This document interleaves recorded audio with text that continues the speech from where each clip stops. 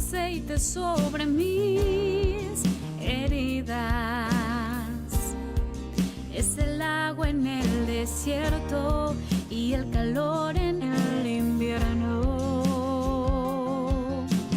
Tu palabra es la voz que me habla en la mañana. Es mi consejo cada día y en las pruebas quien me guía. Podría estar perdido como un náufrago en el mar y aún perderlo todo hasta el aliento. Podría estar hambriento como un niño sin hogar, pero yo sé que tu palabra siempre a mí. Podría estar perdido como un náufrago en el mar y aún perderlo todo hasta el aliento. Podría estar hambriento como un niño sin hogar, pero yo sé que tu palabra siempre a mí me sostendrá.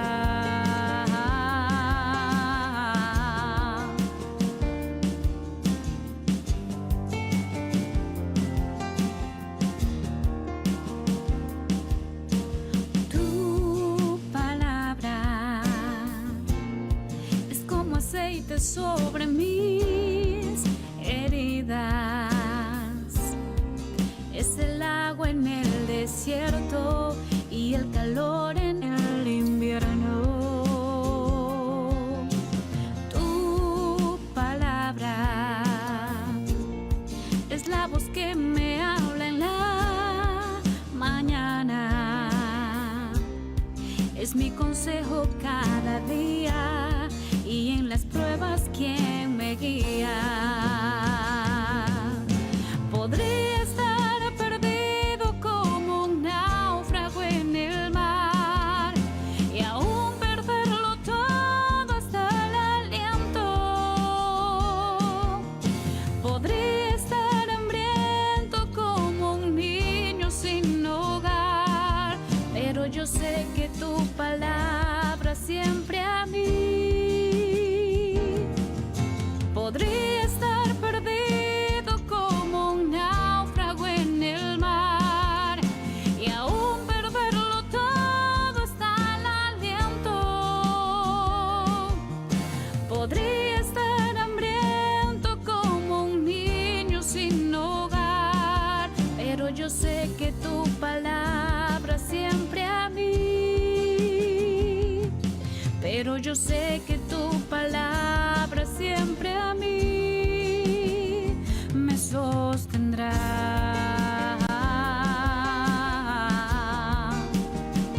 Me sostendrá. Me sostendrá.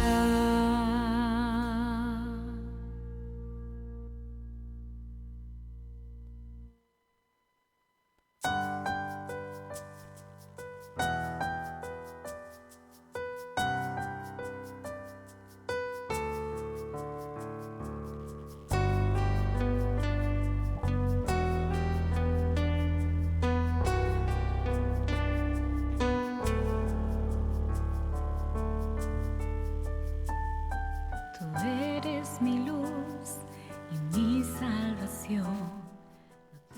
Estimados hermanos y amigos, tengan muy buenos días. Que la gracia y la paz de nuestro Señor Jesucristo sea con cada uno de ustedes. Damos gracias a nuestro Dios por este nuevo día, por esta nueva mañana que el Señor nos concede, para que juntos podamos seguir siendo edificados como cada día por su palabra. Oremos. No hay que temer. Te honramos y te damos gracias, Señor Dios Todopoderoso, en esta mañana, una vez más, delante de ti, Señor, agradecidos por tu grande amor, por tu grande misericordia, derramada sobre nuestras vidas, Señor.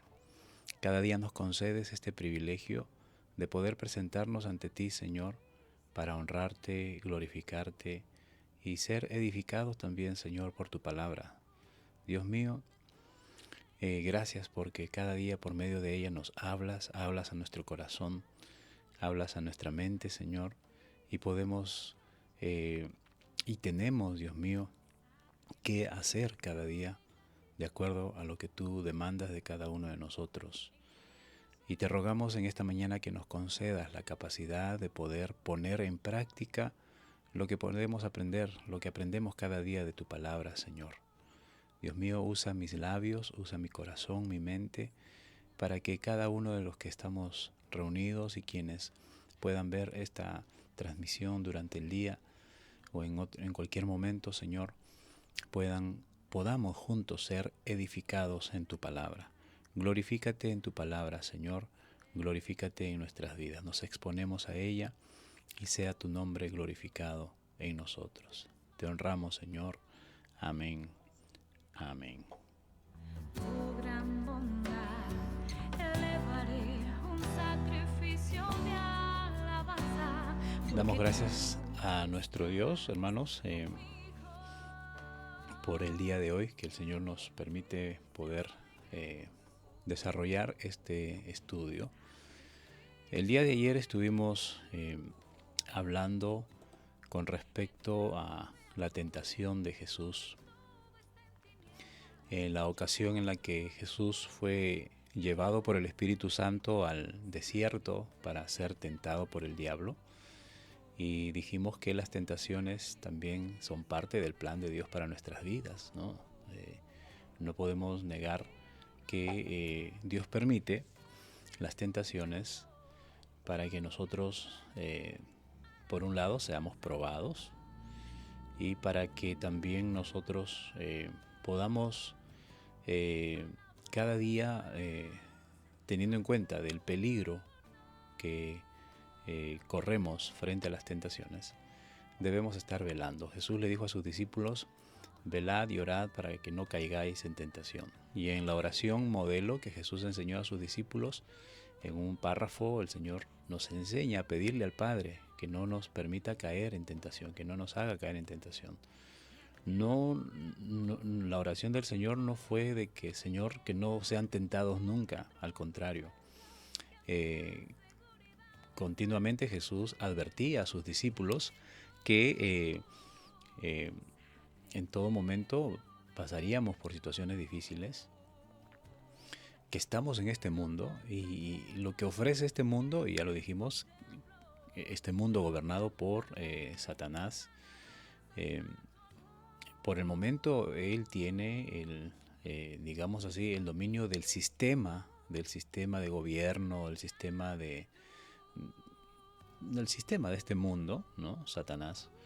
Y lo que el mundo ofrece es pues los deseos de la carne, los deseos de los ojos, ¿no?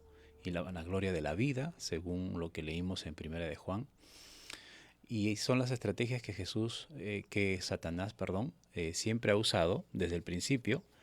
Lo usó con Adán y Eva, específicamente con Eva, y le dio resultado, ¿no? Cuando tentó a Eva en el huerto de Getsemaní, presentándole, primero torciendo la palabra, las escrituras, lo que Dios había establecido, y luego pues seduciendo a Eva, mostrándole a través de los ojos la belleza del fruto, y luego haciéndole desear, ¿no?, la sabiduría, y pues satisfizo su necesidad carnal, dándole de comer, o ellas comiendo del fruto. Entonces, de acuerdo a estos tres puntos o esta estrategia, Satanás intenta tentar a Jesús del mismo modo, ¿no? Ofreciéndole satisfacer su carne por medio del pan, ya que Jesús había estado 40 días ayunando y lógicamente tenía hambre, ¿no? Y entonces Satanás le dice: mira, si tú conviertes la piedra en pan, que no es nada malo, ¿no? ¿Por qué decimos que no es nada malo? Porque para Jesús no le era problema, y él en otras ocasiones, pues, por ejemplo, del agua lo convirtió en vino, no tenía problema en ese aspecto. De 5 panes reprodujo miles de panes para que se alimenten 5.000 en una ocasión, 4.000 en otra ocasión. O sea, para Jesús no era problema el convertir la piedra en pan. El problema era de que estaría accediendo a algo que no era la voluntad del Padre. La voluntad del Padre en ese momento no era que Él coma, y lo había determinado así el Padre. La voluntad del Padre era que se mantenga en ayuno. Sin embargo, Satanás aquí está tratando de hacerle caer en que haciendo algo aparentemente bueno, básicamente bueno, ¿no? Pero desobedecería la voluntad de Dios, ¿no? Entonces, muchas veces las tentaciones se presentan así, con algo aparentemente bueno, pero que el objetivo es hacer todo lo contrario a la voluntad del Padre, ¿no? Luego, la segunda tentación fue de que se tire del pináculo del templo, ¿no? hacia el precipicio, que los ángeles vendrían a rescatarlo, citando, ¿no? Satanás citando el Salmo 91, ¿no?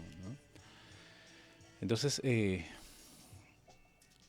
esto hubiese sido pues algo, digamos, en términos publicitarios, ¿no? En términos de mercadotecnia, como se usa en estos tiempos, hubiese sido un espaldarazo, ¿no? Algo que, según Satanás y los ojos del mundo, catapultaría a Jesús, ¿no? Lo haría famoso inmediatamente. A la vista de los demás se vería pues un milagro pues grandioso, ¿verdad? Y quién no querría venir a ver a Jesús, el que se tiró del templo, del pináculo del templo, y luego pues antes que se estrelle en el suelo, vinieron sus ángeles y lo rescataron, ¿no? Bueno, a Jesús no le llamó la atención nada de esto. Simplemente le dice a Satanás: Satanás, no debes tentar al Señor tu Dios, ¿no? Y luego la tercera tentación pues tiene que ver con la vanidad de la vida, ¿verdad? Le ofrece todos los reinos del mundo, algo que a Jesús se le va a conceder, no por orden de Satanás, no por concesión de Satanás, simplemente porque se le entregará. En Apocalipsis nosotros hemos leído que a él le serán entregados los dominios de todo el mundo, de todo el universo, a Jesús. En el sentido de que, humanamente, terrenalmente, el gobierno del mundo le fue entregado a Adán al principio. Dios le dijo: tienes toda la tierra para que lo gobiernes, para que lo sojuzgues, para que lo administres, ¿no? Sin embargo, Adán perdió ese honor, perdió ese privilegio de dominar sobre toda la tierra, al cederle, al desobedecer. Y entonces Satanás, ¿no? Él dice: a mí me ha sido concedido los gobiernos del mundo, los dominios del mundo. Y él cree que es dueño de todo eso, no simplemente por este tiempo, hasta que nuevamente se le entregue todo el dominio a Jesús. Entonces, ¿cómo Jesús podría alcanzar, o según lo que ya Dios ha establecido, cómo alcanzaría nuevamente el dominio del mundo Jesús? Es yendo a la cruz del Calvario. Entonces, Satanás aquí le está diciendo: mira, evita todo eso, ¿no? Lo que Isaías había profetizado de que sería llevado como una oveja al matadero, sería maltratado, herido, ¿no? Entonces le dice: tú puedes evitar todo eso. Esa misma tentación Jesús la padeció en el huerto de Getsemaní, ¿no? En donde pues Jesús incluso le pide al Padre: Padre, si es posible, pasa de mí esta copa. Todo el sufrimiento que iba a pasar, estaba a pocas horas de empezar el sufrimiento más grande que un ser humano haya sufrido. No hay ser humano sobre la tierra, ni antes ni después de Cristo, que sea capaz de soportar tan grande sufrimiento como la sufrió Jesús esos últimos días antes de ser crucificado. La flagelación, la burla y la misma crucifixión, ¿no? Entonces, no existió ni existirá alguien que pueda soportar todo lo que Cristo soportó. Entonces aquí Satanás le dice, evítate todo eso, yo te lo puedo dar, te lo puedo conceder, ¿no? Entonces Jesús le dice, Satanás, y le dice, si tú me adoras, yo te concedo todo eso, ¿no? Y Jesús le aclara, le enmienda la plana a Satanás, ¿no? Mira, Satanás, al único a quien se debe adorar es a Dios, al Señor tu Dios. Y no vengas a tentarme, porque solamente ante el Señor tu Dios tú te postrarás, ¿no? Y luego Satanás, al verse derrotado, ya no tenía cómo tentarle, se fue, y los ángeles vinieron a servir a Jesús, ¿no? El día de hoy vamos a leer Mateo capítulo 4, versículos del 12 al 25, y vamos a hablar acerca de los inicios del ministerio de Jesús aquí en la tierra. Es mejor vivir más allá del horizonte.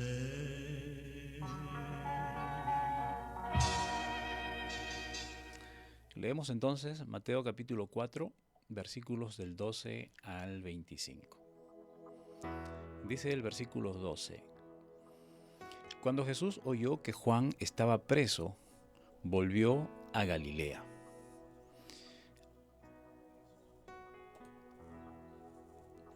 Y dejando a Nazaret, vino y habitó en Capernaum, ciudad marítima, en la región de Zabulón y Neftalí,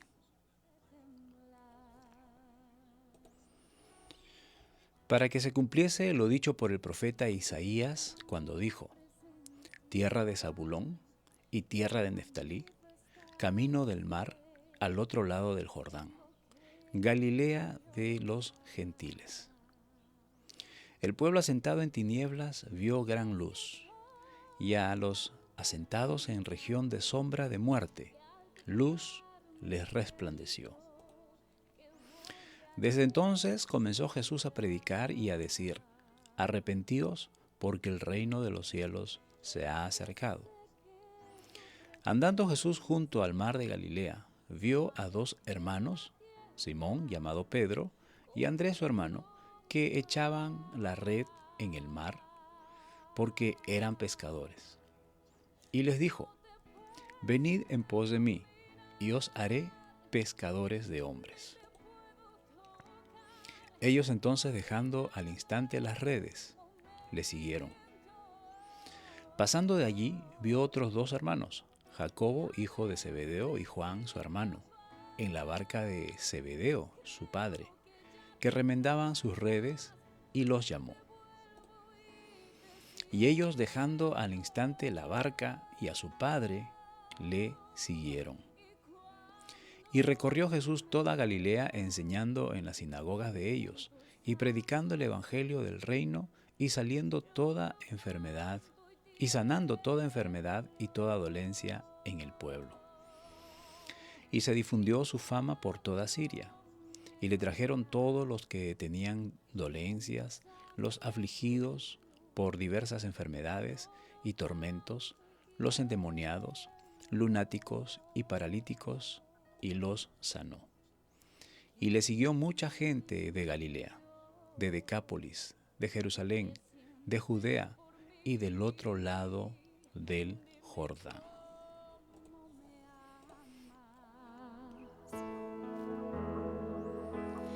¿Qué misterio existe?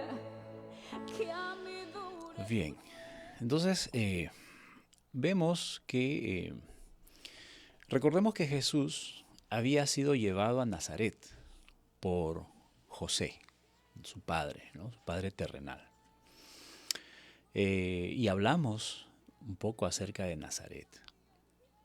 Él vivió aproximadamente hasta este tiempo en Nazaret, Estamos hablando de aproximadamente 30 años que Jesús inicia su ministerio.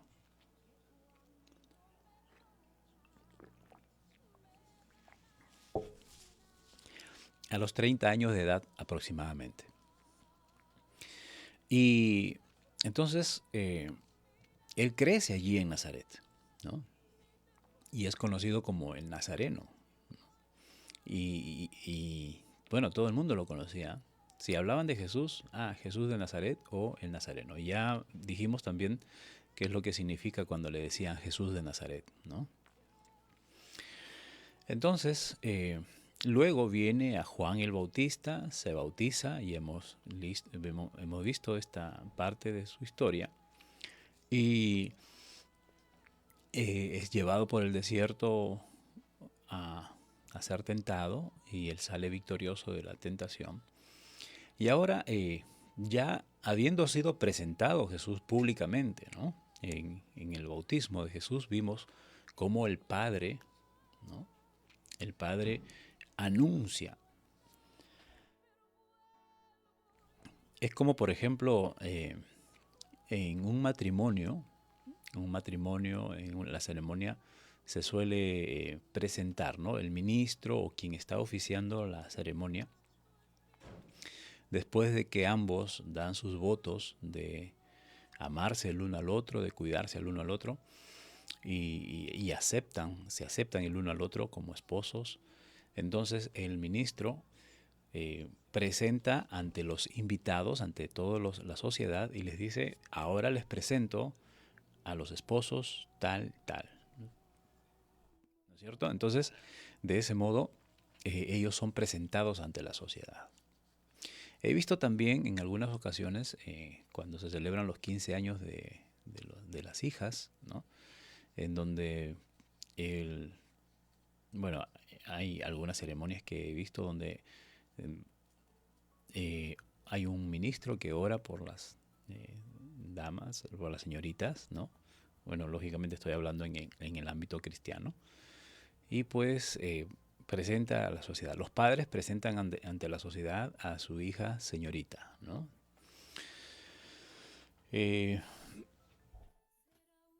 Yo creo que voy a obviar esa parte de la ceremonia. Entonces, del mismo modo, bueno, lógicamente, salvando las distancias absolutas, ¿no?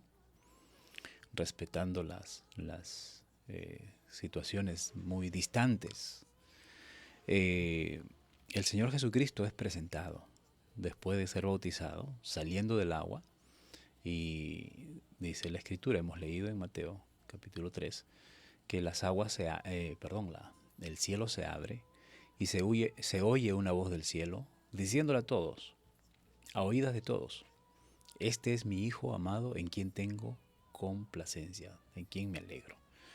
Entonces, miren, un pueblo que antes de Juan, habían padecido 400 años de silencio de parte de Dios, silencio profético, ahora, en poco tiempo, ¿no? Se levanta Juan y en poco tiempo es presentado Jesús ante el mundo por voz del mismo Padre Celestial, diciendo que Él es el Hijo amado del Señor, ¿no?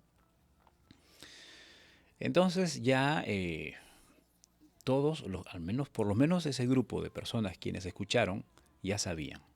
Y de seguro que ellos comenzaron a contar a sus familiares, amigos, de todo lo que habían experimentado. Entonces Jesús toma la decisión, ya después de estar en el desierto, toma la decisión de venir a establecerse en Galilea, ¿no?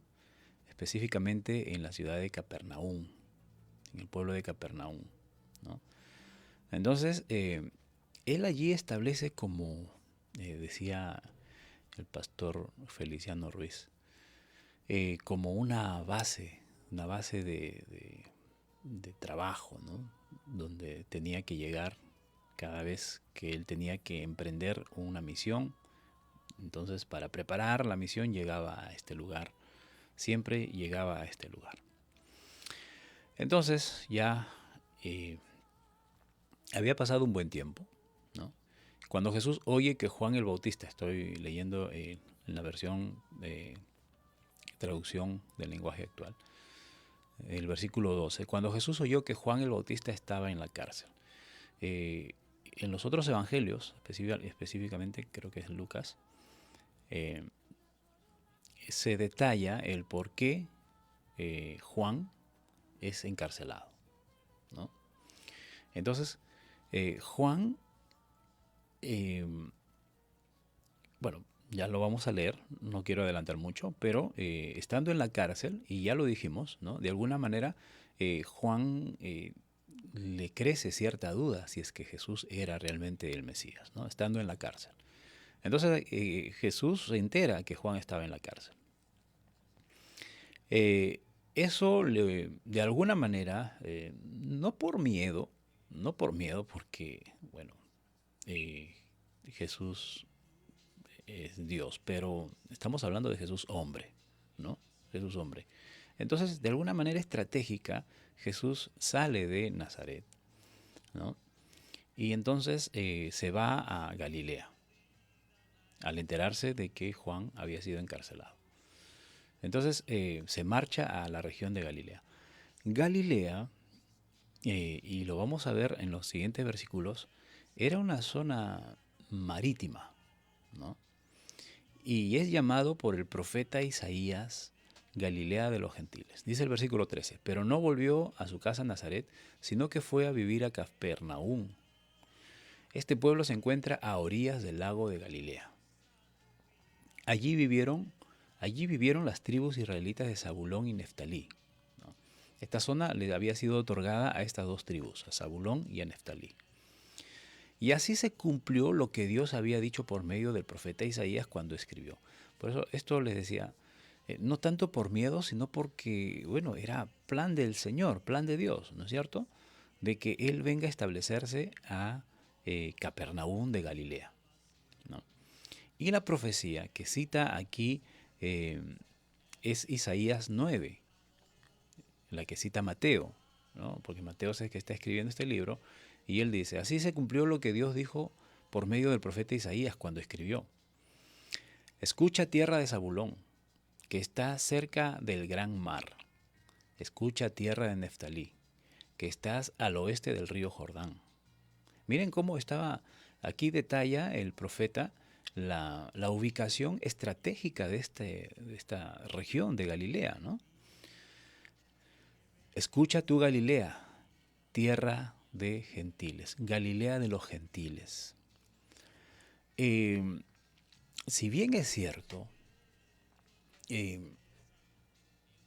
Jesús, cuando le ordena a sus discípulos, ¿no?, que vayan a predicar, Él les dice, empiecen por casa, por Jerusalén. Luego se extienden a Judea, toda la región. Luego vayan a los extranjeros, a Samaria, ¿no?, a los despreciados, a los ninguneados, a los que nadie iría. Ustedes sí tienen que ir a ellos. Y luego vayan a todas las naciones, ¿no? Entonces les establece un orden. Jesús viene a establecer que el mensaje, el evangelio, no solamente sería para los judíos, sino que el evangelio también sería dado a los gentiles. Y prácticamente eso es lo que da a notar Mateo, de que Jesús vino también para los gentiles. Lo vemos desde el capítulo 2, cuando Mateo nos narra la llegada de los sabios del oriente. Ellos no eran judíos. Sin embargo, vienen a adorar al rey, hombres extranjeros, ¿no? Y pues vemos aquí que no hubo un impedimento en que ellos adoren al Señor. No hubo un impedimento de que ellos pues puedan postrarse ante el Señor. Gentiles, ¿no? Y ahora vemos que Jesús aquí se establece en una zona en donde era habitada por gentiles. Si hay un lugar donde los judíos ortodoxos de la época no quisieran estar es precisamente aquí, en esta zona de Capernaum. ¿Por qué? Porque ellos, pues, a los gentiles de lejos, ¿no? De lejos, ellos no se mezclaban con los gentiles. Entonces, por eso es que Galilea siempre ha sido considerada por los judíos, ¿no?, una tierra no deseable, ¿no? Un lugar donde ellos no quisieran estar. Sin embargo, habían judíos allí, sí, por la necesidad tal vez del trabajo, porque les tocó vivir allí, ¿no es cierto? Pero un judío ortodoxo de Jerusalén no, no podría venir, no quisiera venir a vivir en esta zona, porque estaba plagada de gentiles, ¿no? Y lógicamente, siendo una ciudad, si se puede decir así, cosmopolita, ¿no? Eh, eh, mm, Nosotros vivimos en un puerto, en una ciudad portuaria, ¿no? Chimbote es una ciudad portuaria. Cuando caminamos por el centro de la ciudad, ¿no?, cotidianamente nos cruzamos, ¿no? Bueno, últimamente, en estos últimos años, abundan nuestros hermanos vecinos venezolanos, ¿verdad? Amigos vecinos venezolanos. Pero antes de ello, cotidianamente nos cruzábamos con chinos, por ejemplo, ¿no? Y no solamente chinos, de diferentes nacionalidades. Siempre por ahí, por el centro de la ciudad, no faltan por allí, ¿no?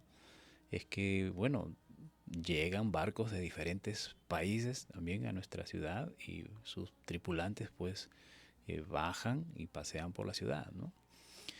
Y bueno, hoy en día no está en tanto auge nuestro puerto como lo estuvo hace 40, 50 años, ¿no? Cuando se habla de Chimbote de los años 70, ¿no?, se dice que Chimbote fue considerada uno de los mejores y mayores puertos del mundo. Así. ¿Mm? Los puertos pesqueros en esos tiempos, mi padre me contaba, ¿no?, de que pues había una perdición única, ¿no? O sea, lógicamente en todo tiempo ha habido perdición, pero en esos tiempos en donde pues miren, y de seguro que las personas de la edad, ¿no?, digamos de 60, 70 años para arriba, me podrán dar fe de lo que estoy diciendo. Mi padre me contaba que habían personas que con billetes armaban sus cigarrillos, con billetes de alto valor, ¿no? O sea, botaban el dinero, hermanos, ¿no? Entonces, y eso pues atrae, donde hay dinero atrae perdición, atrae pues mucha perdición, de todo lo que uno pueda imaginarse. No nos imaginemos mucho tampoco, ¿no? Pero entonces Galilea era una ciudad así, ¿no? Y miren dónde viene el Señor Jesús, dónde escoge el Señor Jesús venir a establecerse para empezar su ministerio. De repente, si me preguntan a mí, me lo hubiesen preguntado a mí, ¿dónde crees tú que debería iniciar Jesús su ministerio? Bueno, Jerusalén, ahí está el templo, ¿no? Y bueno, él siendo el Hijo de Dios, pues, ¿qué lugar más preciso para que él pueda iniciar su ministerio allí? No, pero Jesús prefiere establecerse en Galilea. Y así estaba ya predicho, el Padre lo había planificado así. Entonces, llega a esta región, Galilea de los Gentiles, a predicarle el Evangelio no solamente a los judíos, sino también a los gentiles, que ya estaban allí. Aunque su gente viva en oscuridad, verá una gran luz. Miren cómo vivía esta gente. Miren desde tiempos del profeta Isaías, ¿no? Y aún desde antes, ¿ya? Esta tierra estaba plagada en oscuridad, en perdición, Galilea. Pero el profeta dice, aunque vivan en gran oscuridad, no ni siquiera una oscuridad tenue, ¿no? En oscuridad verán una gran luz. Una luz que alumbrará a los que vivan en sombra de muerte. ¿Cuál era la oscuridad que inundaba en esa ciudad? No era la falta de luz, no era la falta de fluido eléctrico, no era la falta de iluminación, mejor dicho, ¿no? En las noches, ¿no? Porque específicamente es donde, no sé a quién le escuché decir que, por ejemplo, hay en Europa, ¿no?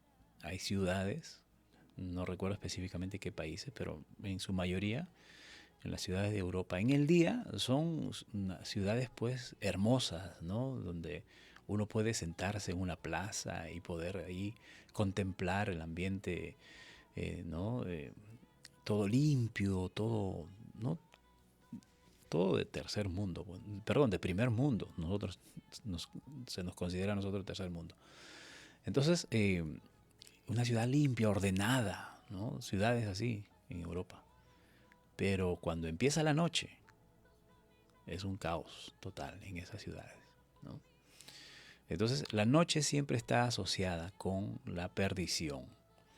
Pero aquí no está hablando de la noche, de horas nocturnas. Aquí está hablando de una oscuridad de sombras de muerte. Estamos hablando de pecado, de perdición espiritual. Entonces, esta ciudad que está plagada de oscuridad, de gente que vive en gran oscuridad, dice el profeta Isaías, verán una gran luz, serán alumbrados por una gran luz. Entonces, Galilea necesitaba una luz. Galilea necesitaba que alguien como Jesús venga a vivir entre ellos. Esa Galilea hoy somos nosotros, hermanos, o éramos nosotros. Hay muchos hoy en día todavía que sus corazones son como esa Galilea, llena de oscuridad, llena de perdición, que tal vez por un momento se muestren amables, personas que por instantes se muestren personas pues honorables, pero cuando empiezan las horas de oscuridad, y no estoy hablando de horas del día, sino de momentos de oscuridad en su vida, pues ellos necesitan esa luz que nos alumbró, esa luz que ahora está iluminando nuestro corazón. Ellos necesitan esa luz, necesitan esas Galileas, esos corazones oscuros, necesitan que el Salvador Jesús venga a sus vidas. Y esta mañana es precisa. Si hay alguien que me está escuchando, me está viendo, que está en esa condición, sea en la mañana, en la tarde, en la noche que me esté viendo, y tienes el corazón como esa Galilea, llena de perdición, llena de oscuridad, el Salvador viene a vivir a tu corazón. Ábrele la puerta de tu corazón y que Él ingrese a tu corazón y empiece a iluminar tu vida. Empieza tú a ver esa luz a través de Jesucristo. La invitación está abierta todo el tiempo. Desde entonces Jesús comenzó a decirles a todos, arrepiéntanse, porque el reino de los cielos ya está aquí, se ha acercado. El mismo mensaje de Juan el Bautista. Lógicamente, Juan estaba preparando el camino del Señor. Estaba preparando el corazón de la gente, porque el corazón de la gente, los oídos de la gente, iban a empezar a escuchar desde ese momento ese mensaje. Arrepentíos, porque el reino de los cielos se ha acercado. Ya hemos hablado acerca de lo que significa el arrepentimiento, ¿no? Es dar un giro total. Tu camino, tu norte era el pecado, pero ahora giras totalmente y cambias de norte, Cambias a quién está delante de ti. Antes estaba el pecado, ahora das un giro total de 180 grados. Ahora, ¿quién está de ti? Está Jesucristo y vas en pos de Él. Dejas todo el pecado atrás, dejas todo lo malo atrás y ahora vas en pos de Jesucristo. Ese es el arrepentimiento. Luego en el versículo 18 vemos cómo Jesús escoge o elige, llama a 4 personas que vivían en esas ciudades, en Capernaum, ¿no? En esa zona marítima, o estaban allí en ese momento, ¿no? Jesús pasaba por la orilla del lago de Galilea cuando vio a Simón y a Andrés, 2 hermanos que eran pescadores. Mientras ellos pescaban con sus redes, Jesús les dijo: síganme. De hoy en adelante ustedes serán pescadores de hombres. Vamos a ver en los otros evangelios que el primero que conoce a Jesús es Andrés. Andrés era discípulo de Juan. Y ya dijimos de que, al ser presentado Jesús ante la sociedad, ¿no?, por el mismo Padre como el Hijo de Dios, muchos de los discípulos de Juan decidieron empezar a seguir a Jesús. Y Juan no se los impidió. Al contrario, ¿verdad? Miren, ese corazón debería haber en muchos líderes hoy en día, ¿no? Porque hay líderes, lamentablemente, que ellos creen que son dueños del corazón de las personas quienes sirven con ellos, ¿no? Yo mismo he sido testigo, ¿no?, de por ejemplo, estás trabajando en un ministerio y de pronto, pues, por diversas circunstancias, tienes que apartarte e ir a servir en otro ministerio. Entonces, el primero hasta te aborrecen. Los primeros hasta te aborrecen. Y ha habido casos de hombres que hasta han maldecido. Te va a ir mal si tú vas allá. Yo mismo te maldigo, ¿no? Y bueno, vamos a hablar de esto cuando estemos en el capítulo 6 acerca de... Jesús habla acerca de la ira. Un cristiano, en el corazón de un cristiano no debe existir el maldecir a los demás. Quien maldiga es porque no es hijo de Dios. Y ya lo vamos a hablar en su momento. Pero así hay gente, aparentemente líderes cristianos, que maldicen a las, por ejemplo, si se puede decir así, ovejas, ¿no?, seguidores, no seguidores suyos, por supuesto, ¿no?, cuando van y empiezan a trabajar en otros ministerios. Sin embargo, Juan el Bautista, cuando Andrés y otros, ¿no?, el mismo Juan, sí, creo que Juan también, los hijos de Zebedeo, si no mal recuerdo, pero específicamente tengo en mente Andrés. De seguro que él le va a decir a Juan el Bautista: Señor, queremos seguir a Jesús. Vayan. Yo no tengo por qué detenerlos, vayan. Es necesario que Él crezca y yo mengüe. Vayan, síganle a Él. Yo siempre les estaba hablando de Él. Síganle a Él, ¿no? Entonces Andrés era uno de esos discípulos de Juan el Bautista. Y entonces vamos a conocer de que él es el primer, entre Andrés y Pedro, Andrés es el primero que conoce a Jesús. Esta no era la primera vez que Andrés veía a Jesús. Ya él había caminado, había seguido a Jesús, había estado andando con Jesús. Y Andrés le habla a Pedro acerca de Jesús.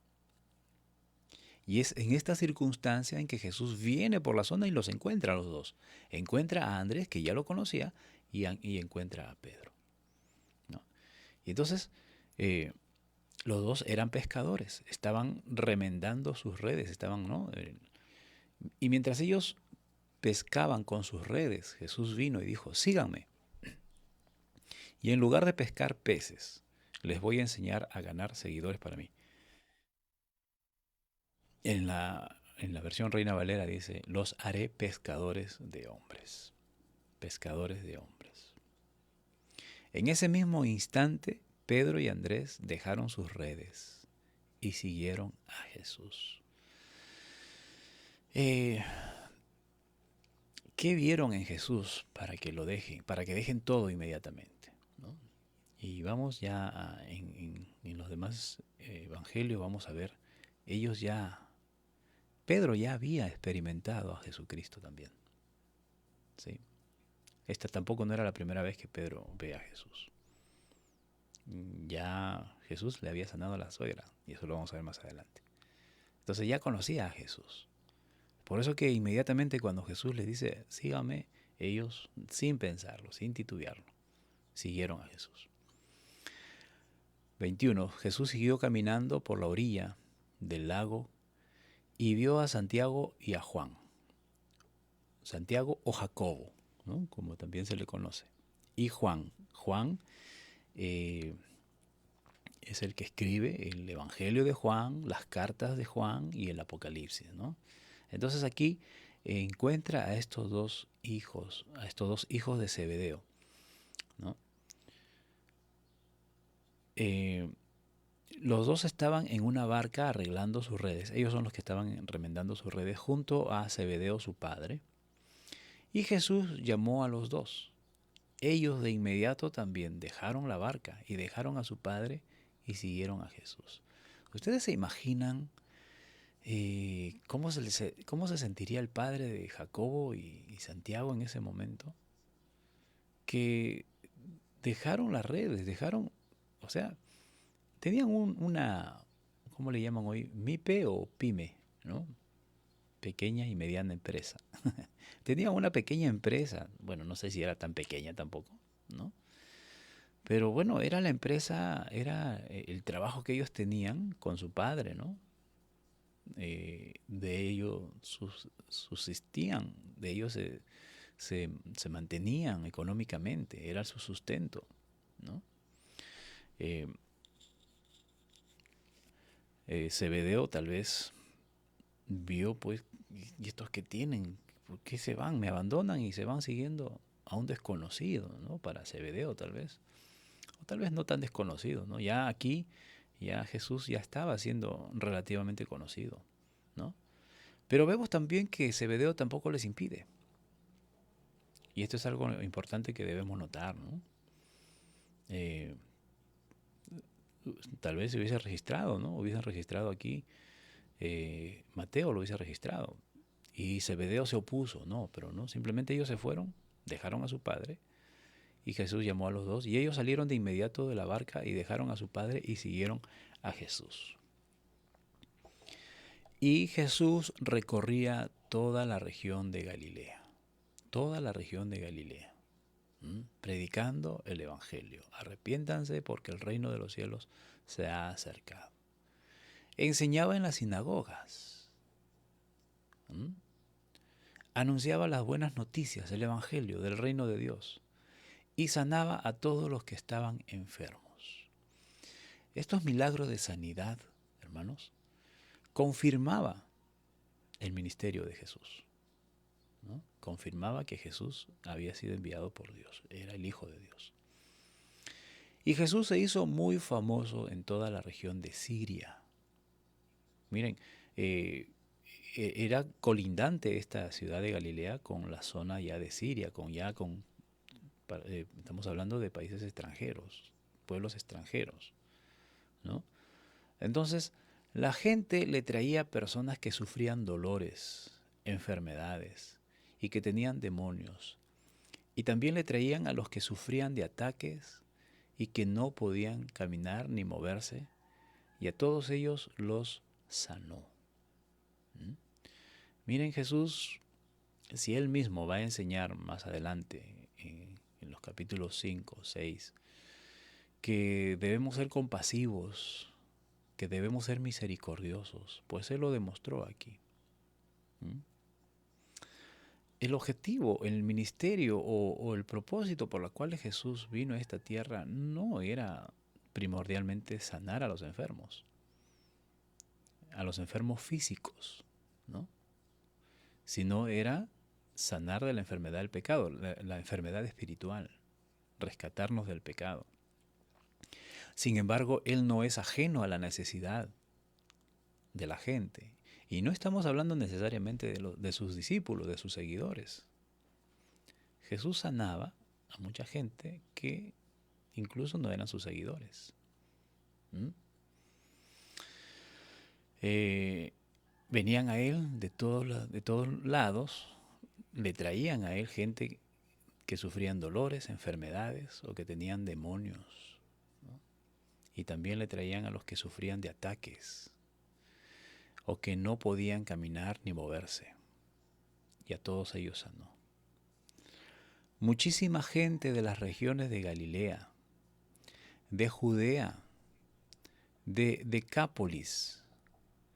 Decápolis es nombre, tiene que ver con 10 ciudades, ¿no? Era una zona formada por 10 ciudades y era una región formada por 10 pueblos. Entonces venían también de esta zona y seguían a Jesús. Seguían a Jesús. Y también venía gente de la ciudad de Jerusalén. Es que no podían mezclarse con los galileos, no podían mezclarse con los extranjeros, pero también tenían necesidades, ¿no? Y de los pueblos que están al otro lado del río Jordán, venían a Jesús. Y de esta manera es como Mateo nos narra el principio del ministerio de Jesús, cuando Jesús empieza a predicar este precioso evangelio que nos alcanzó también a nosotros.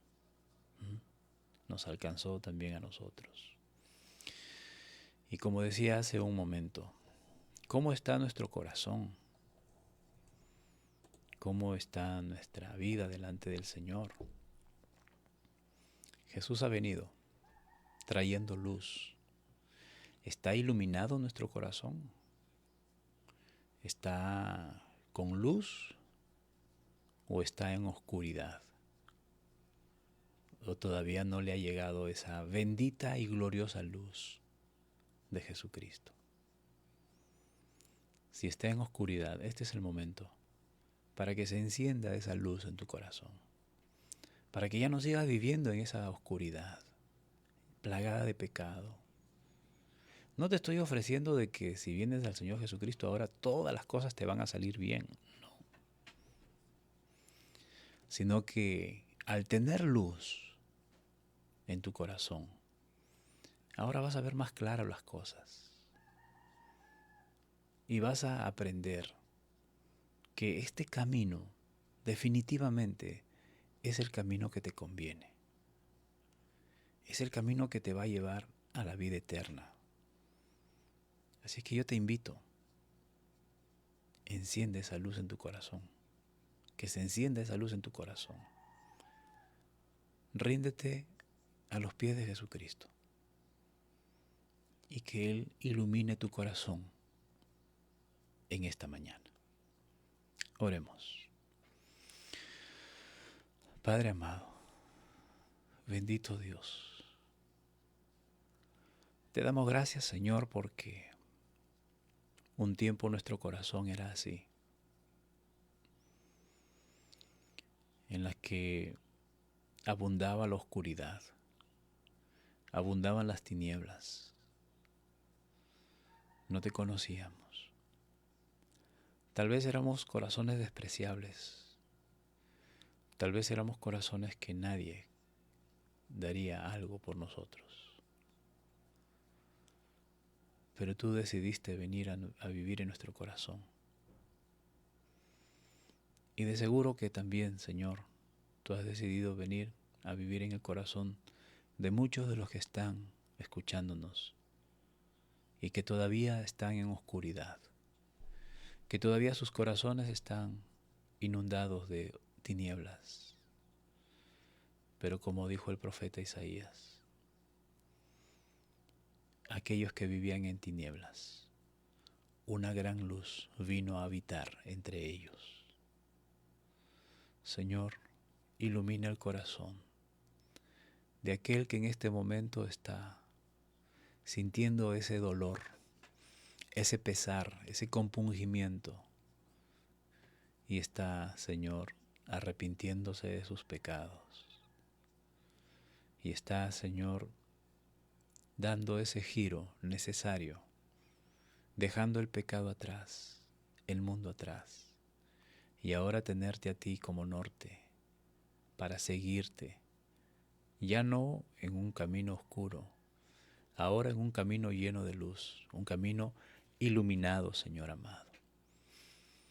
Bendito Dios, gracias por venir y traernos esa luz, y gracias por traer esa luz al corazón de aquellos que en este momento han rendido su vida a ti.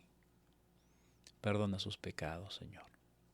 No les tomes en cuenta sus rebeliones.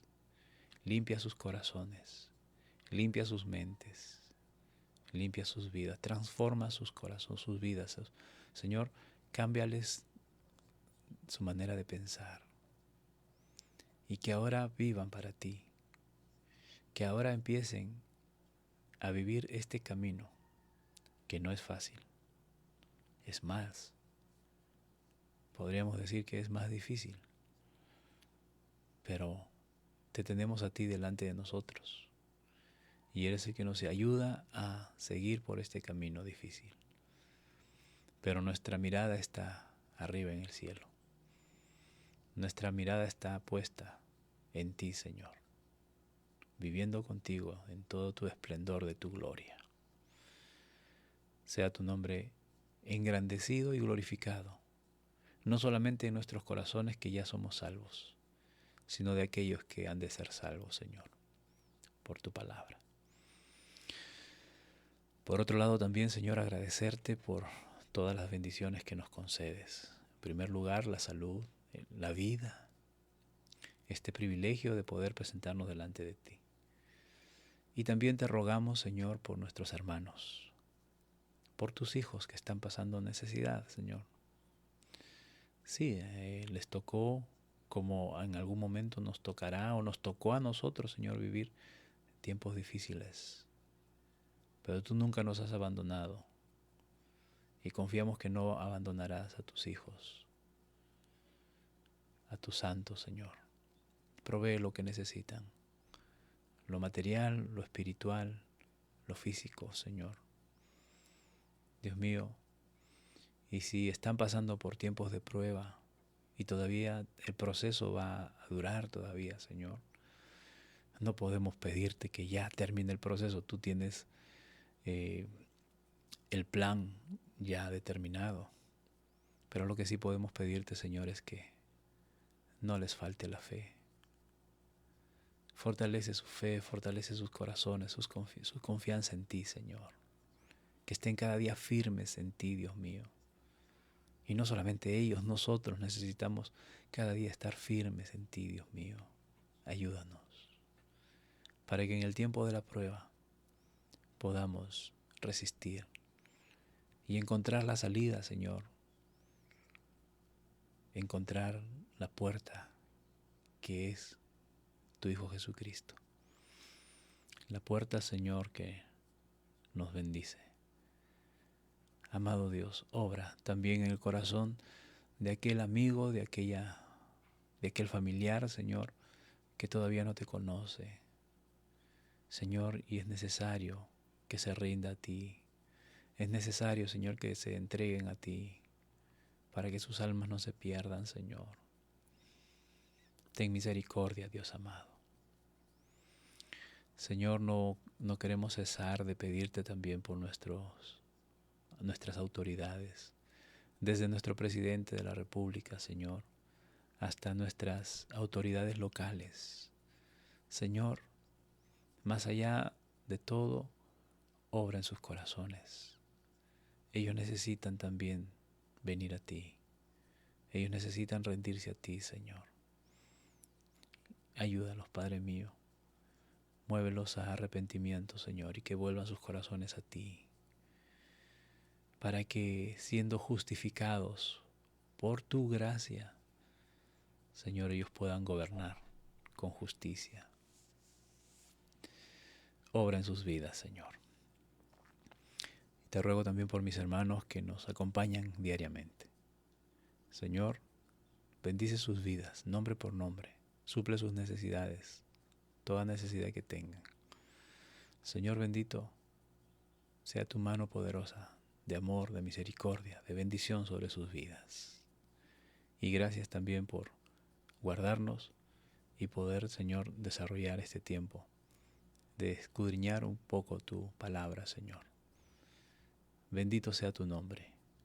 Bendito eres, Dios Todopoderoso. Amén. Amén.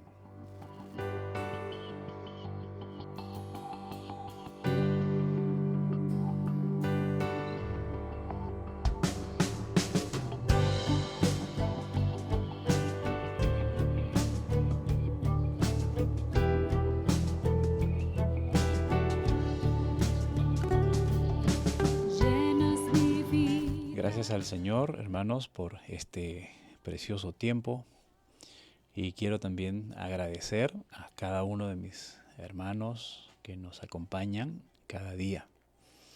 Nuestra hermana Azucena Loli, prima, Dios te bendiga. Gracias por acompañarnos en esta mañana. Bendiciones a toda la familia.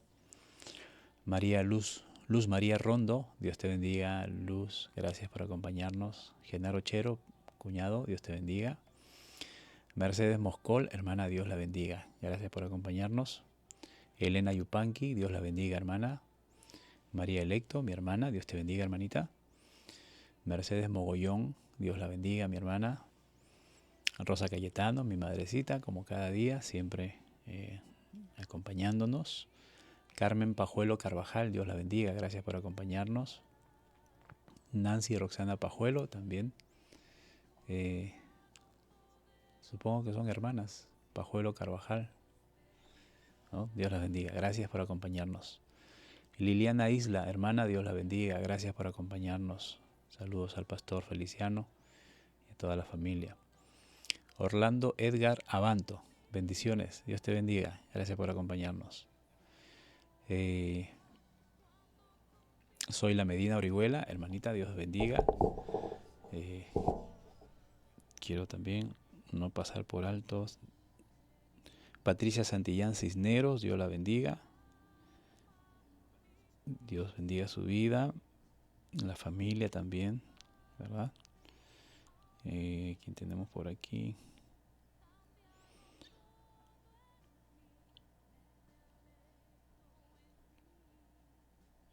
Bien.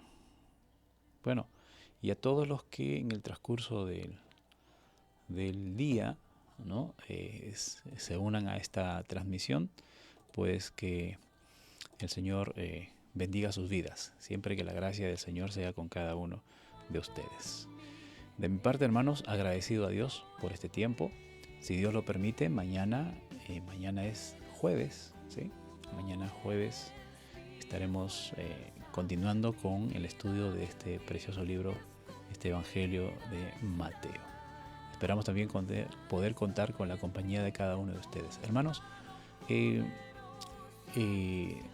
no con el afán de poder seguir la tendencia de las redes sociales, no, sino con el deseo de que la palabra del Señor llegue a muchos corazones. Les invito a que puedan compartir, hermanos, este tiempo, invitar a familiares, amigos que se unan a escuchar. De repente no a la hora de transmisión, de repente para algunos es muy temprano, pero lo pueden ver en cualquier momento del día, ¿no es cierto? Entonces compartamos, hermanos, compartamos la manera como nosotros podemos expandir el Evangelio en estos tiempos también. Una de las maneras como nosotros podemos compartir la palabra del Señor es compartiendo estos mensajes, estas enseñanzas que tenemos en las redes sociales, ¿no? Entonces les invito a que puedan compartir con algún hermano o amigo que necesitan también escuchar la palabra del Señor. Amén. Entonces, si Dios lo permite, mañana estamos nuevamente uniéndonos a través de este tiempo para seguir edificándonos en la palabra del Señor. Hasta entonces, bendiciones.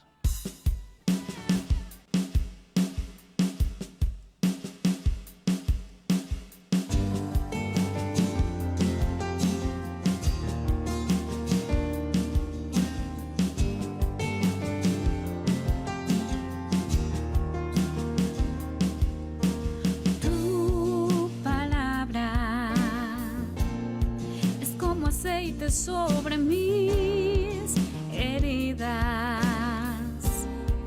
Es el agua en el desierto y el calor en el invierno. Tu palabra es la voz que me habla en la mañana. Es mi consejo cada día y en las pruebas quien me guía. Podría estar perdido como un náufrago en el mar y aún perderlo todo hasta el aliento. Podría estar hambriento como un niño sin hogar, pero yo sé que tu palabra siempre a mí podría